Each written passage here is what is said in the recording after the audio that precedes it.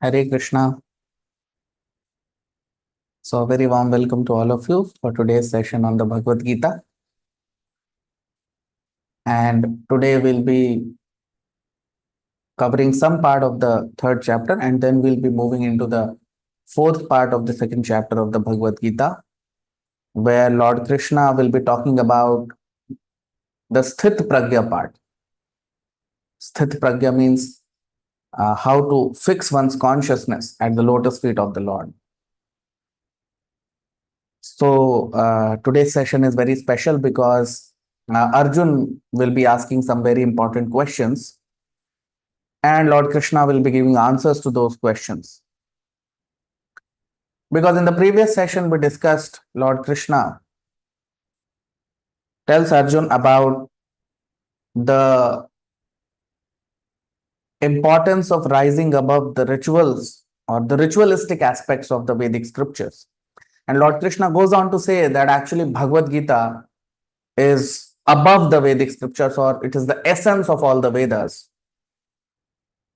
And he conveys to Arjun that is why, Arjun, you have to rise above the Vedas, you have to rise above especially the ritualistic aspect of the Vedic scriptures. So a little bit more about that we'll be covering, and then we'll move to the fourth part of the second chapter today. But before that, as we do in every session, we'll start our session with the prayers. Om Namo Bhagavate Vasudevaya. Om Namo Bhagavate Vasudevaya. Om Namo Bhagavate Vasudevaya.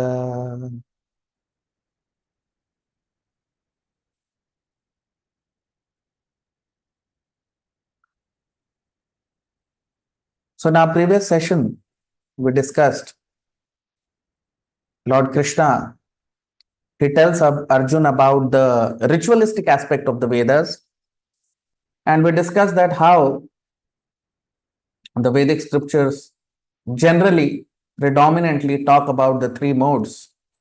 And the goal is to rise above these three modes. Lord Krishna tells Arjun that Arjun, you must rise above these three modes. And in this way, you will rise above all the rituals of the Vedas, because you will attain the goal of the Vedas. So now today we'll begin our discussion with text 52, shloka number 52 of the second chapter of the Bhagavad Gita. Yadate moha kalilam buddhir vyatitarishyati tadagantasi nirvedam shrotavyasya shrutasya cha. Yadate moha kalilam buddhir vyatitarishyati tadagantasi nirvedam shrotavyasya shrutasya cha. Translation: when your intelligence has crossed over the dense forest of delusion, you will become indifferent to all that has been heard and all that is yet to be heard.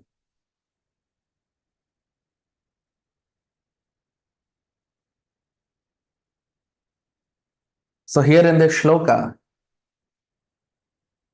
Lord Krishna is talking about, you can see the last part of this shloka, you can see on your screen, Shrotavyas Shrutasya cha. Shruti. So the Vedic scriptures in Sanskrit, they are called Shruti. Now, what is the Sanskrit literal meaning of Shruti? So literal meaning of Shruti means which is heard, which is the knowledge which is passed down from one generation to another, or from guru to his disciple, through the process of oral reception, through the process of hearing. That is called Shruti. And Vedic scriptures are called as Shruti. So Lord Krishna is telling, Yada te moha kalilam. Kalilam means network, or you can say dense forest or dense network, where a person may get entangled. And Lord Krishna is telling, you can see on your screen, buddhir vyatitarishyati. So he is saying that Arjun, when your buddhi, when your intelligence, vyatitarishyati means to cross over, to surpass. So surpass what? Moha kalilam. Tada gantasi nirvedam. Then you will become nirvedam. Nirvedam means you will become indifferent. It will not affect you. What will not affect you? Shrotavyasya shrutasya. You will become indifferent to all the shruti, all the Vedic scriptures. When your buddhi, when your intelligence will surpass the dense forest of delusion. Now, why Lord Krishna, if you remember, since last many sessions, Lord Krishna has been continuously,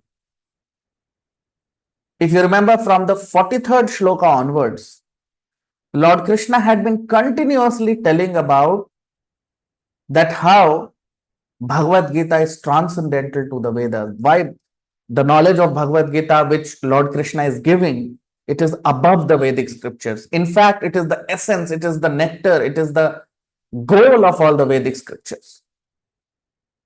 And he's telling Arjun to rise above the Vedic scriptures. Continuously, since last many shlokas, we have seen that.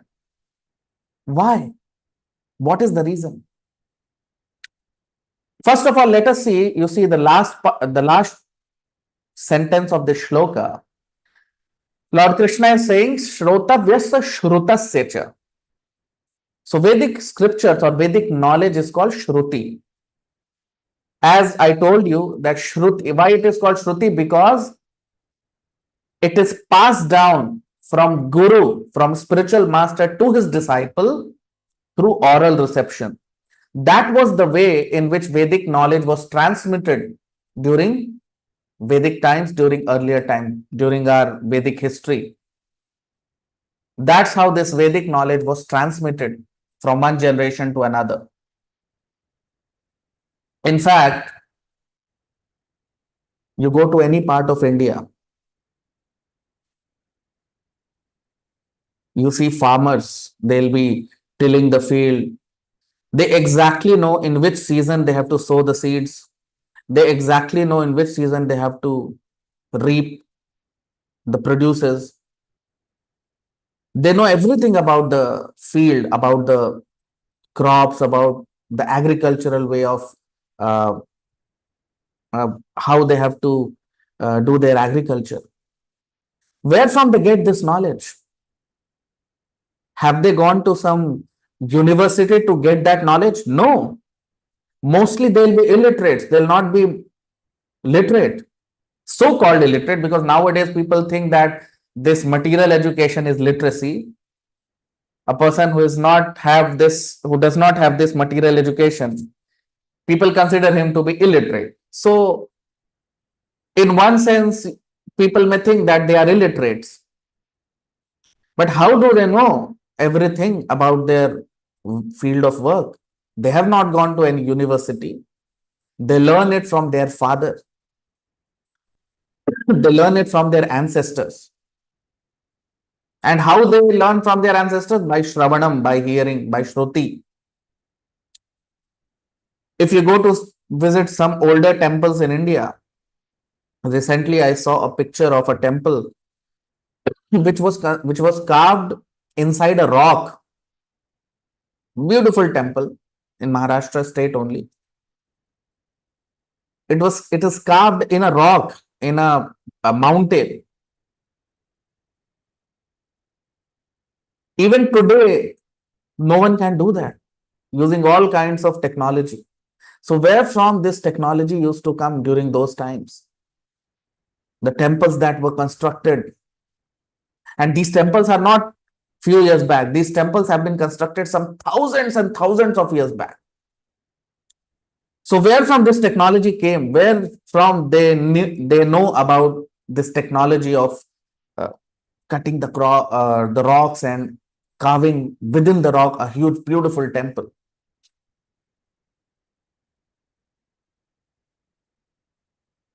So this knowledge used to be transmitted from ancestors, and that is called the way of receiving knowledge through oral reception, shruti.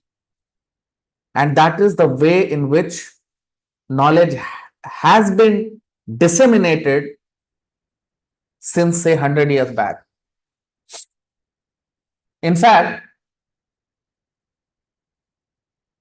during earlier times, that is the system, that is the culture in India, that 100 years back, say 100 years back, before this material education came into being. So in India, every child would be sent to a Gurukul to study.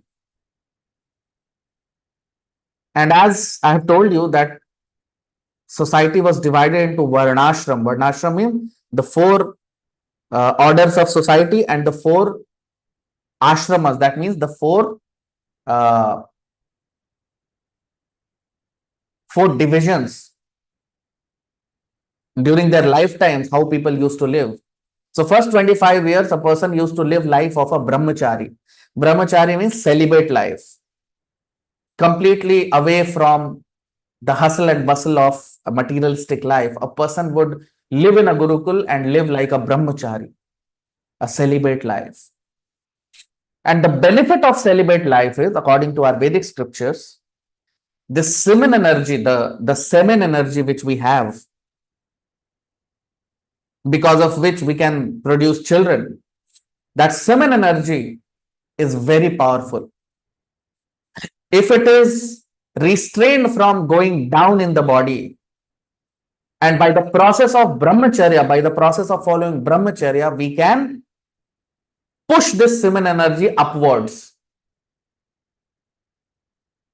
Then this semen energy flows into the brain and it starts to fertilize the brain, and the brain becomes so sharp that such people, those who practice celibacy or brahmacharya for a long time, they become Shrutidhar.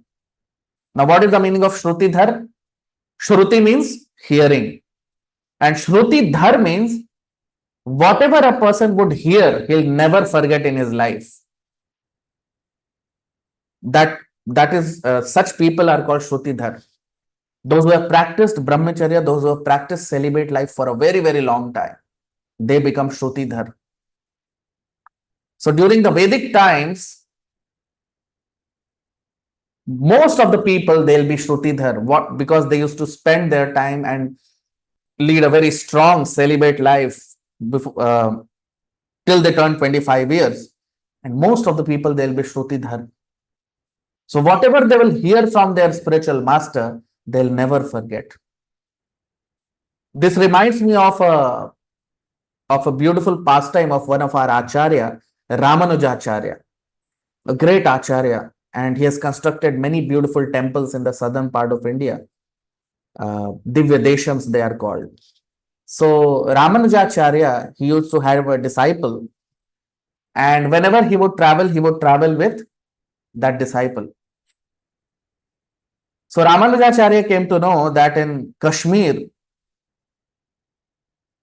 in the northern part of India called Kashmir, there is a huge library of Vedic scriptures. So during Vedic times, all the inscriptions were made on Tamrapatra, they are called. Basically, they are leaves on which most of the inscriptions were written. And these the inscriptions will never be erased because they were written in a very beautiful way. So these inscriptions will always be there on those leaves. And then these leaves will be sewn together and stored in libraries, and people could go and read in those libraries. So such a library was present in Kashmir. In fact, Kashmir was known as a great center of Vedic learning during earlier times. So Ramanujacharya came to know that in Kashmir there is a very beautiful library where there is a special scripture or a special Vedic scripture. So he went to Kashmir and told the king that I want to take that scripture to southern part of India so that I can also educate people, or I can also go through that Vedic scripture. But the king refused because he said that we only have one copy of this scripture and it will be difficult for us to give it to you. I'm so sorry, the king said. But then Ramanujacharya, he told one of his disciples to read that scripture in the library. So that disciple, he read that scripture once. And then he came back with Ramanujacharya in the southern part of India. And he, as it is, word by word, wrote that whole scripture on a leaf. He inscribed it as it is, no change. So that was the power of memory of people who used to live long life of celibacy during earlier times. And that is why Vedic knowledge was always transmitted during the Vedic times through oral reception from guru to his disciple, from spiritual master to his disciple. In fact, that is how Arjun is also receiving this knowledge. Arjun is not reading Bhagavad Gita, he is hearing the Bhagavad Gita, isn't it? And the first person who received the Vedic knowledge, it is mentioned in Srimad Bhagavatam, is Lord Brahma, who is the secondary creator. The original creator is Lord Vishnu. So Lord Vishnu initiated Lord Brahma into the Vedic knowledge by reciting Gayatri in his ears. So Vedic knowledge is always received through Shruti, through hearing, through oral reception. And that was the process till Dwapar Yuga. But as Kali Yuga started, we know there are 4 yugas: Satyug, Treta Yuga, Dwapar Yuga, Kali Yuga. So Kali Yuga is the most degraded age because with time everything degrades. So with time, as Kali Yuga approached, Sri Vyasdev, he came to know, he could sense that people in this age of Kali Yuga will not have the requisite qualification to become Shrutidhar. This life of celibacy people will not be able to lead, and that is why people will not be Shrutidhar. So how will this knowledge be transmitted? So that is why he wrote everything, because during earlier times there was no need of writing, because the disciple would receive Vedic knowledge from his guru, from his spiritual master, through oral reception. But because Vyasdev came to know that in Kali Yuga people will not have sharp memory, that is why he wrote everything. But when he was writing everything, it was written taking the whole population of the world in mind. He did not write for a particular disciple. He wrote all the Vedic scriptures taking the whole population of the world in the mind. And that is why the Vedic scriptures are huge, humongous, voluminous.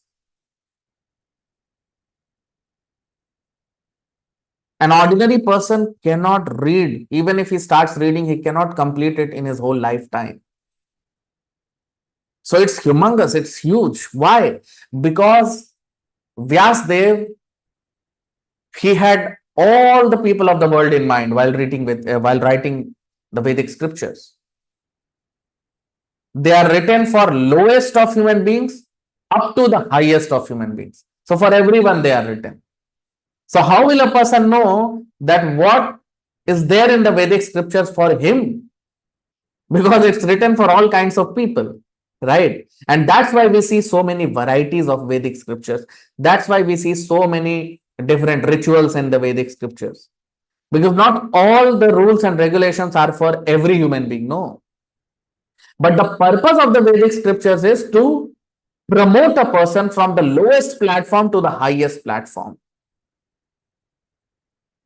From whichever platform a person is in, the goal of the Vedic scriptures is to promote him from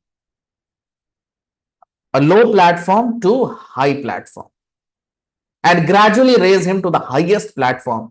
So what is the highest platform? What is the purpose of all the Vedic scriptures? What is that highest platform which Vedic scriptures want a person to be raised up to? Let me take you to a shloka where we'll see what is the purpose of the Vedic scriptures.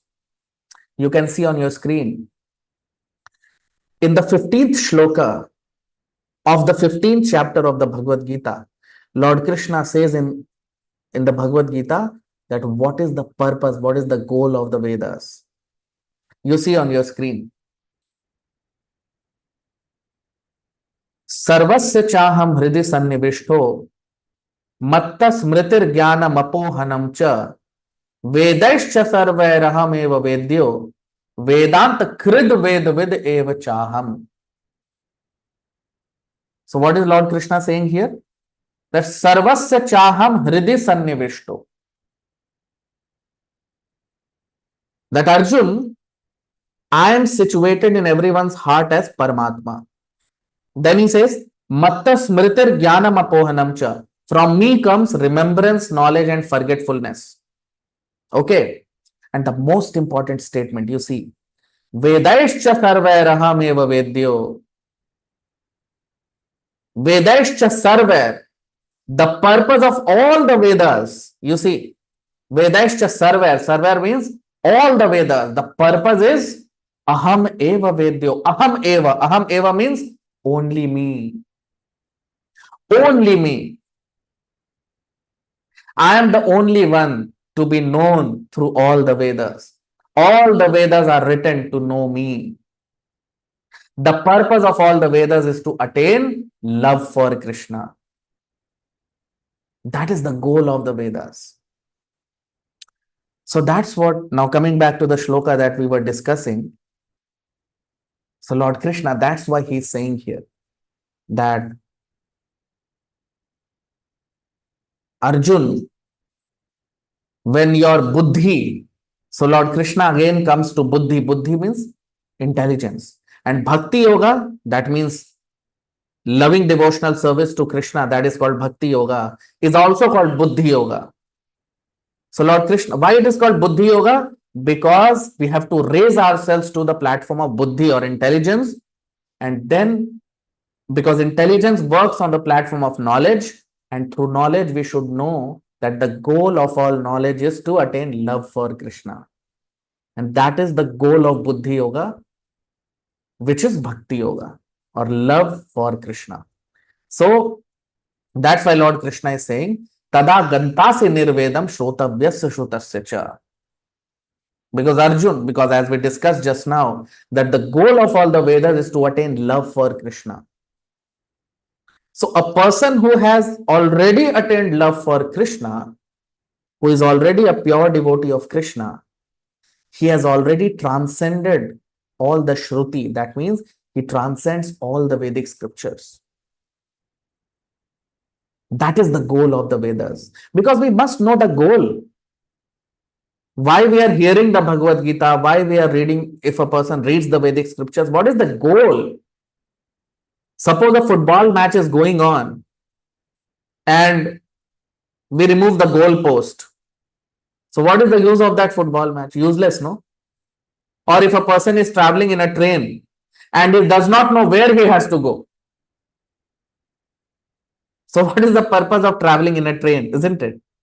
So we must know the goal. What is the purpose of reading the Vedas? What is the purpose of hearing the Bhagavad Gita?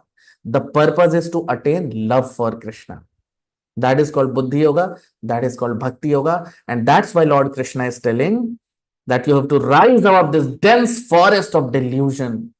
So why Lord Krishna is saying that Vedic knowledge is delusion?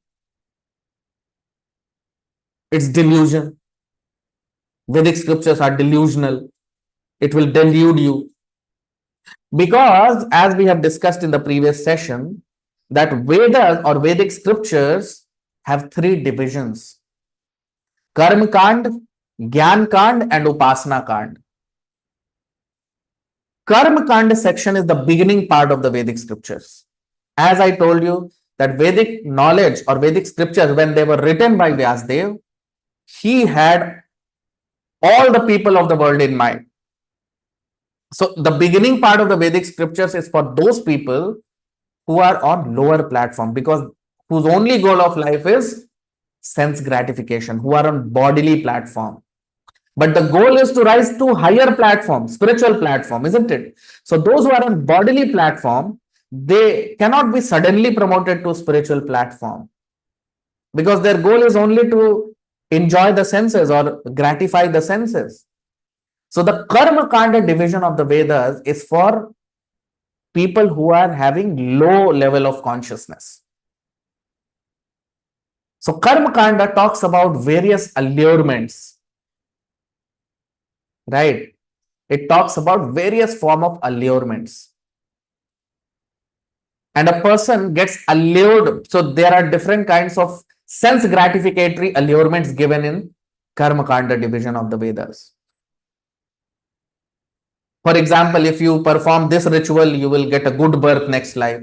If you perform this ritual, you will get a good lot of wealth in this life. So like that, there are certain proposals or allurements given in the Karma Kanda division. But Karma Kanda division is meant for low people with low consciousness, so that they can be gradually promoted to Gyan Kanda. Gyan Kanda means intellectual platform, because intelligence works on the platform of knowledge. And then gradually from Gyan Kanda, they move to Upasana Kanda. Upasana means worship. Worship of whom? Krishna. But people generally get stuck in Karma Kanda and Gyan Kanda.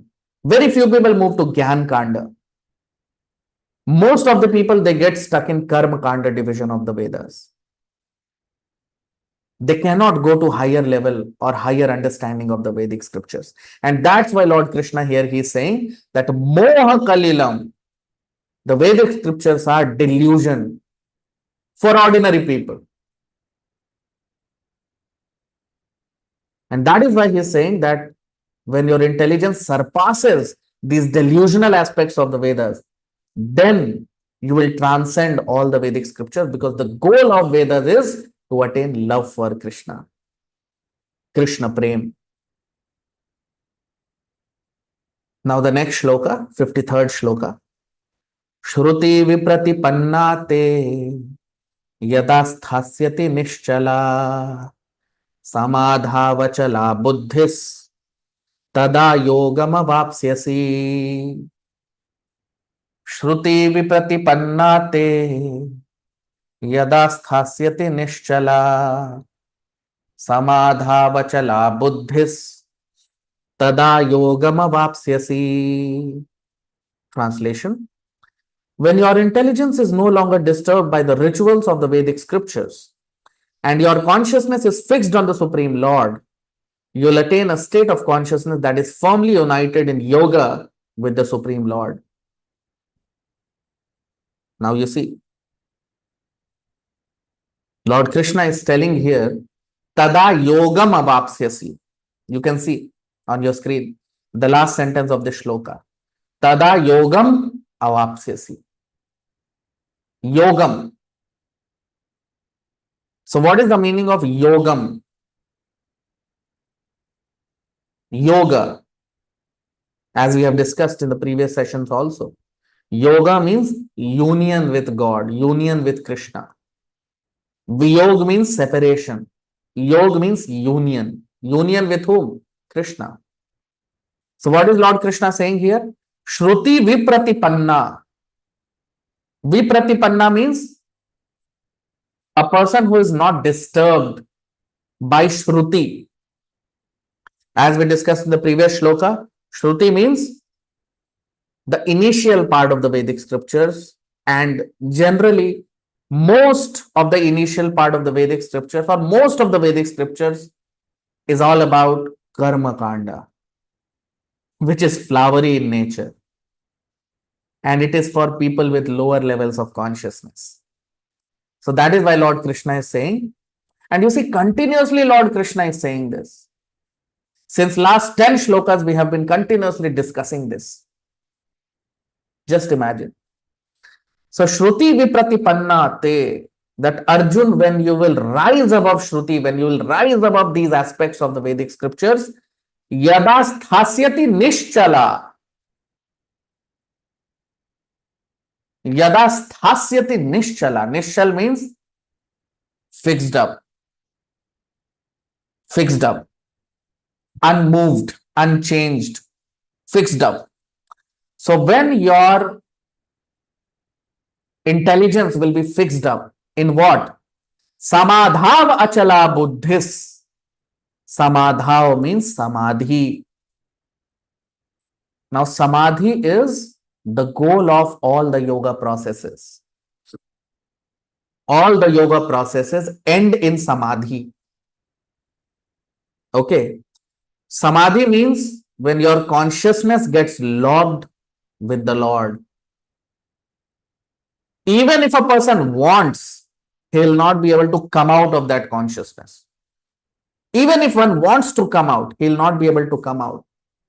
Just like when you love someone, when you are in love, you cannot come out of that consciousness of that person. When a mother loves a child, she cannot come out of thinking about her child because she loves the child, isn't it? But this is material love. In spiritual love also, same thing. When we love spiritually, when we love Krishna, when we fall in love with Krishna, that state is called samadhi. Because samadhi is not possible without love. So, Lord Krishna is saying, Samadhav achala buddhis. Achal again, you see, achal word comes. Achal means immovable. Buddhi means intelligence. When our consciousness gets locked with Krishna because of intense love for Krishna. Because that is our natural state. We are naturally lovers of Krishna. So Lord Krishna is saying, Tada yogam avapsyasi. That is the stage when you will have attained yoga. That's when you will have attained yoga. That is yoga. Yoga means the goal of yoga is to attain love for Krishna. And this Lord Krishna talks about in the 6th chapter, the last shloka. In the last shloka of the 6th chapter, the 47th shloka of the 6th chapter, Lord Krishna talks about it.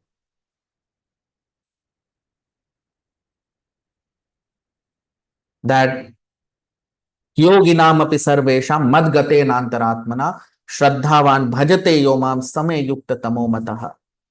Lord Krishna says that the highest yogi is bhakti yogi. A lover of Krishna is the highest yogi.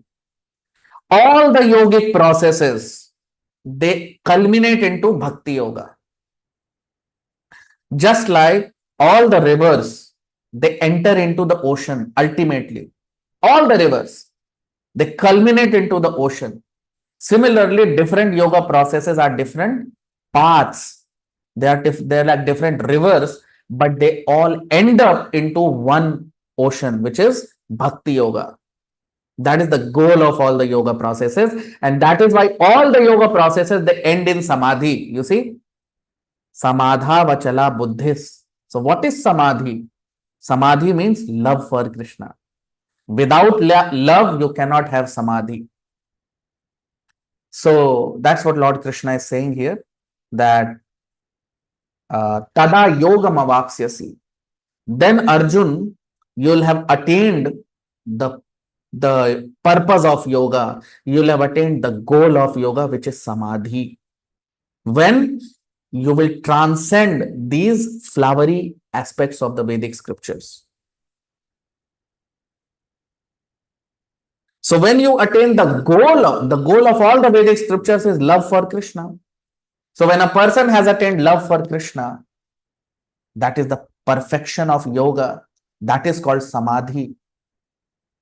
For example, if you have 1 lakh or $1 million or 1 million rupees, then already 100 rupees is included in that. $1,000 is included in that. $10,000 is included in $1 million, isn't it? Similarly, when a person has attained love for Krishna, all the yogic rituals, all the Vedic rituals are included in his understanding, in his perfectional stage. He does not need to follow any of the rules and regulations. He is above all that.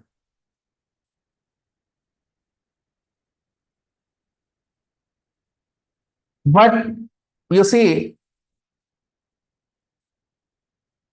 till now we understood that the goal of yoga is to attain love for Krishna.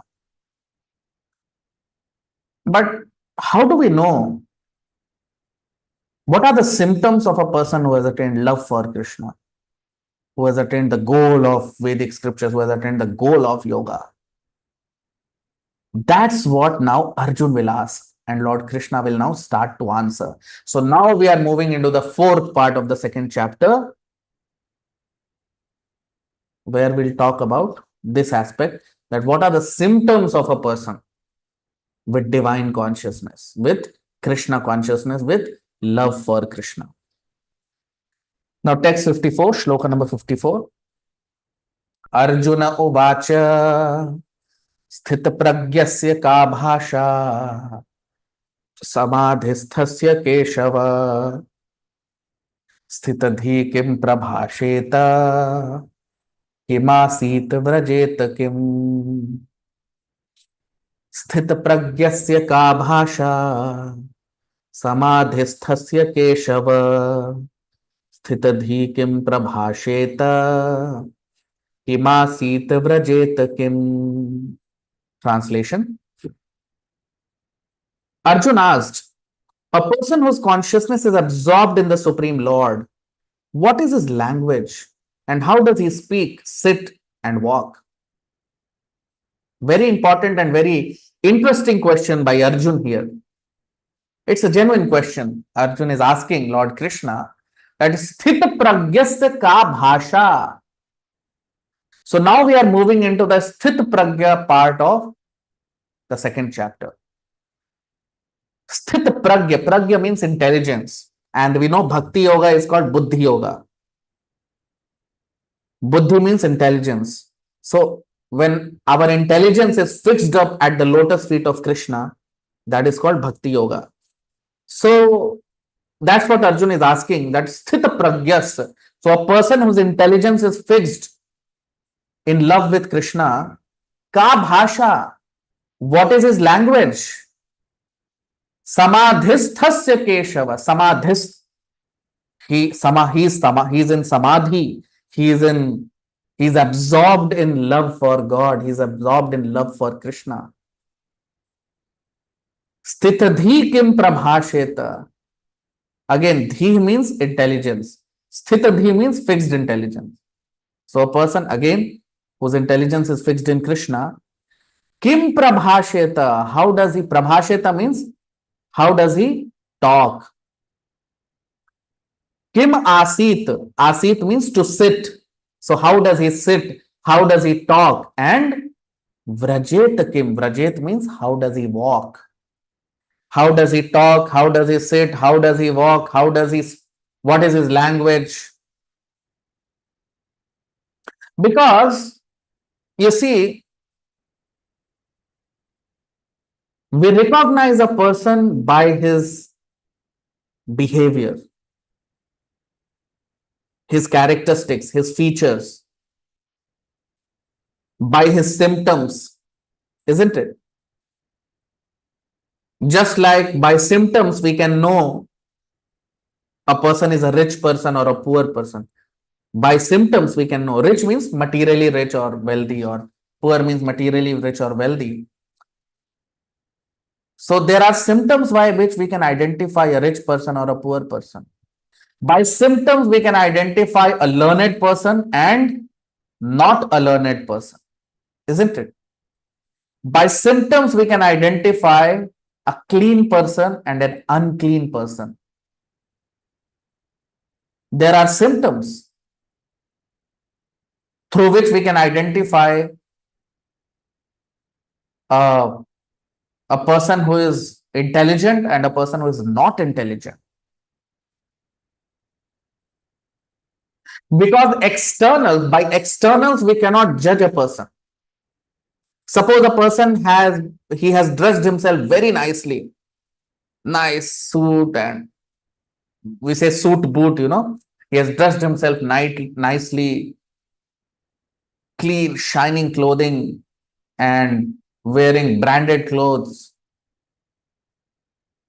But will we be able to know whether he is intelligent or not, or whether he is a learned person or not a learned person? No.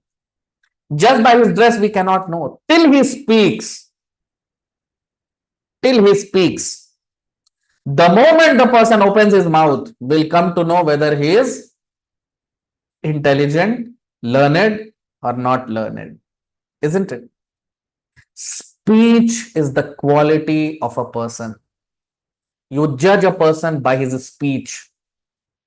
Speech is the most important symptom of a learned person, or, of course, of a spiritually learned person also. We can judge a saintly person only by his speech. How does he speak? Because externally, a saintly person may not be very well dressed many times. Because generally they are not very attached to material things. So externally, we cannot judge a saintly person by his externals. Because you cannot judge the love of a person by externals. For example, if we want to judge love of our mother and father towards us, can we judge our mother and father through their externals? No. A mother or a father may be fat, may be thin, may be tall, may be whatever. They may be fair, they may be dark. It does not matter. For a son or for a daughter, his or her mother and father, whether they are tall, whether they are fat, whether they are fair, whether they are dark, it does not matter.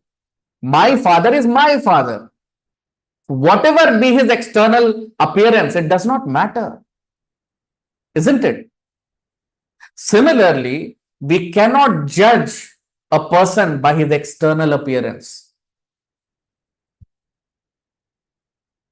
That is why Arjun is not asking about external appearance here. What is he asking? Ka bhasha. What is his language? How does he speak? How does he sit? How does he walk? Right? So, speech is the quality of a saintly person.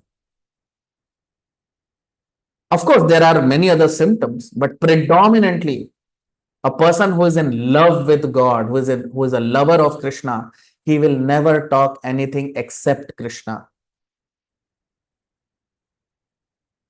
Krishna and things related to Krishna. The quality of a lover of Krishna is that he will be addicted to Krishna. Addiction. He will have only one addiction to Krishna. That's all. That is the meaning of a lover of Krishna. And we can judge his addiction to Krishna through his speech. That is the meaning of Bhagavad Chetana. That is the meaning of God consciousness, Krishna consciousness, love for Krishna. So in spirituality, for a spiritual personality, external qualifications do not matter. And that is the meaning of a spiritual master. That is the meaning of guru. Because when a person is addicted to Krishna, when he is madly in love with Krishna, when we hear him, we will also fall in love with Krishna.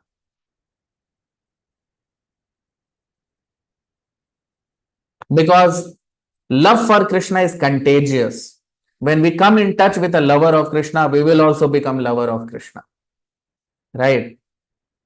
So that's what Arjun is asking here, Lord Krishna, about a person who is in love with God. What are his symptoms? How does he walk? How does he talk? How does he sit? How does he speak? Because speech is the most important quality of a saintly person. And we can know a saintly person through his speech, because he will only talk about Krishna, because he is madly in love with Krishna. Now let us see what Lord Krishna answers. So text 55, shloka number 55. Shri Bhagavanu Vacha प्रजहाति यदा कामान् सर्वान् पार्थ मनोगतान् आत्मन्येवात्मना तुष्टः स्थित प्रज्ञस्तदोच्यते। श्री भगवानुवाच प्रजहाति यदा कामान् सर्वान् पार्थ मनोगतान् आत्मन्येवात्मना तुष्टः स्थित प्रज्ञस्तदोच्यते। Translation: The Supreme Personality of Godhead, Lord Krishna, said, when a person gives up all sensual desires arising from mental concoction, and when he is satisfied solely on the spiritual platform, O Parth, then he is said to have consciousness absorbed in the Supreme Lord.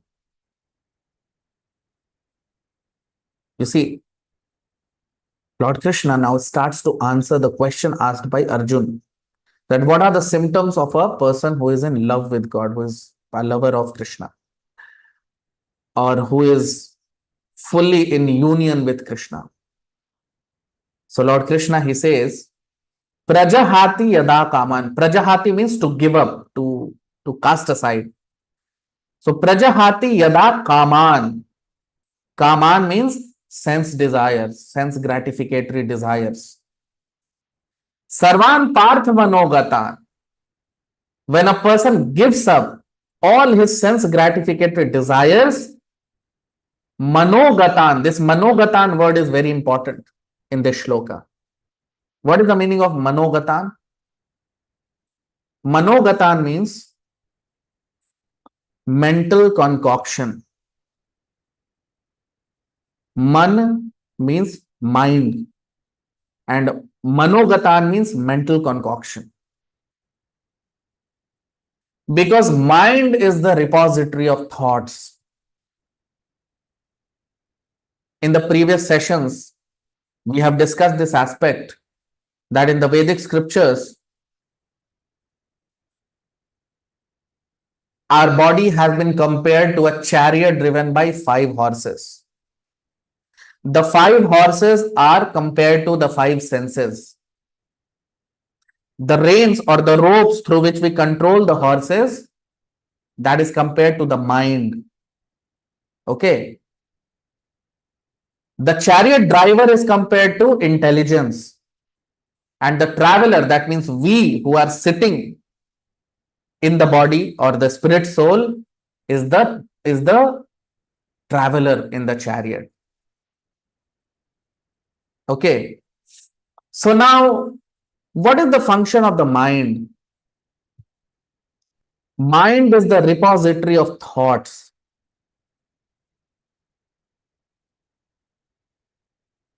The senses, when they see a particular sense object, mind generates thoughts with respect to that sense object. For example, if a person likes a particular sweet dish, or if a particular food item, for example, if a person likes jalebi, it's a very tasty Indian food dish, Indian sweet dish. So if a person likes jalebi, or for any other food item which a person may like, so when you see jalebi, now actually that jalebi, we don't know whether it is tasty or not. For example, suppose if jalebi is made up of paper, it's not made of the normal product, normal raw material which it is made. Suppose it is made up of paper. Now it has got no taste, isn't it? But still, when a person sees jalebi, he will develop the desire to enjoy that jalebi. So who is creating that desire to enjoy that jalebi? That thought is generated by the mind. Why? Because mind has previous experience of taste of that jalebi. And that is why, because of previous experience of concocted pleasure, mind again generates that thought of enjoying that sense object. Now, actually, there is no taste because it is made up of paper, but our mouth starts watering. We want to enjoy that. We want to eat it. Why? Because mind generates that thought.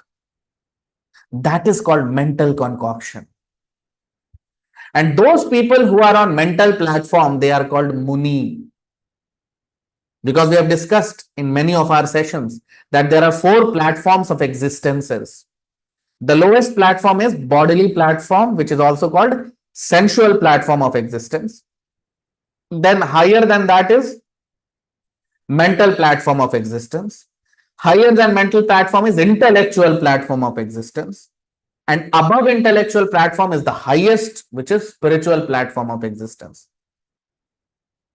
So spiritual platform is those who are pure devotees. They have no attraction to matter. They are in love with God, Krishna. They generally are on spiritual platform. But bodily platform is when a person is his only desire is to enjoy, or he has to gratify the senses. So mind generates all kinds of thoughts. Mind is the repository of thoughts. And in a very short time, mind can generate unlimited thoughts. But which thought I have to execute? That is decided by intelligence. That is why above the mind, intelligence is given. Because intelligence is the discriminating power of the spirit soul. A spirit soul can choose, because senses cannot choose and mind only can generate thoughts. The choosing aspect is done by intelligence, buddhi. And intelligence works on the platform of knowledge. So until and unless a person has knowledge of the Bhagavad Gita, it's not possible for him to choose what is right, what is wrong. Because dharmam to sakshat bhagavat pranitam. Dharma is what is spoken by Krishna. Because he is the creator. He is the lawmaker of this world. And only he can tell us what is right, what is wrong. We cannot decide what is right, what is wrong. Isn't it? So that is called, that's why here Lord Krishna is using the word manogatan. Manogatan means mental concoction. So those living entities or those human beings who are on the platform of manogatan, those who are on mental platform, they are called Muni. Now Muni means those persons who generally in the Vedic scriptures it is said, Naso munir yasya matam na bhinnam. A Muni, he is so much on the platform of mental concoction that he always differs from other Munis. He wants to differ from every other person. That is the platform of Muni. Right? So, there is a book written by a particular, I would say, a foolish person. I would not consider him an intelligent person. So, a foolish person, he has written a book where he has, through his mental concoction, given the conclusion that Ravan was the hero of Ramayana. Now, the name of the book is Ramayana. It is on Lord Ram, but he has concluded that Ravan is the hero. You see? And people read it. So why? Because he's a Muni. Now, everyone is saying that Lord Ram is the hero, so he wants to differ from it. Muni means they will never be correct. They will always be wrong. We should never trust Munis. Because knowledge is always transmitted from one generation to another. That is the way we receive pure knowledge. Pure knowledge is always received through Shravanam, through hearing from our spiritual master. And how spiritual master has learned it? Through his guru. Spiritual master means he must have a spiritual master. A person who does not have a guru, he cannot be a guru. Right? So, Munis are always wrong. They will never be correct. And they will always give certain analogies, or they will always give certain reasonings which will be foolish in nature. Any learned person will know that he's a fool, but still they give. Why? Because they are on mental platform. So that's why Lord Krishna is telling that Arjun, you have to give up. You have to give up all sense gratificatory desires which originate because of manogatan, mental concoction. Sense gratification is mental concoction. And then what Lord Krishna is saying? Atmanyevatmana tushtaha. Tushtaha means satisfaction. So you will be satisfied on Atmani. Atmani means Atma, spirit, soul. So you will find satisfaction on spiritual platform. Sthit pragyastadochyate. Such a person is sthit pragya. Such a person has fixed up consciousness. So we should never get swayed by people who say that I think like that. Perhaps it may be like this. No. In spiritual knowledge, there is no scope of your thinking, your understanding. No. That is not the way spiritual knowledge is received. Spiritual knowledge is received through parampara. That is our Indian way of receiving knowledge. All our farmers have received knowledge like this only. All are huge, beautiful, gorgeous temples, thousands and thousands year old. I challenge today's engineers to they cannot even imagine of constructing such temples, where they knew that at what time, at what moment the sunlight will enter into the temple. And on a daily basis, they knew that. And that's how they have constructed these temples. Just imagine the level of knowledge. They are all architectural marvels, our old beautiful temples. And they have been constructed thousands and thousands of years back. Where from they received this knowledge? Not by mental concoction. They received this knowledge through parampara, through receiving from authorities. So unfortunately, we have lost that science, but that's how, and that is why our great fortune is that at least we have Bhagavad Gita and Srimad Bhagavatam. These two scriptures have been preserved by our parampara, our Gaudiya Vaishnav lineage, our Brahma Sampradaya. I belong to Brahma Sampradaya. So we are fortunate that we have been able to preserve these two scriptures. So that is how we receive spiritual knowledge. Never ever trust these people who are mental people, who are at the platform of mental concoction, because they will always tell what is wrong. They'll never be right. So that's why Lord Krishna is telling that Arjun, don't be on the platform of mental concoction. Rise above that and reach the spiritual platform. And that is the platform of Sthit Pragyas Tadochyate. That is what is the platform of a person who is in divine consciousness, a person who is in love with Krishna.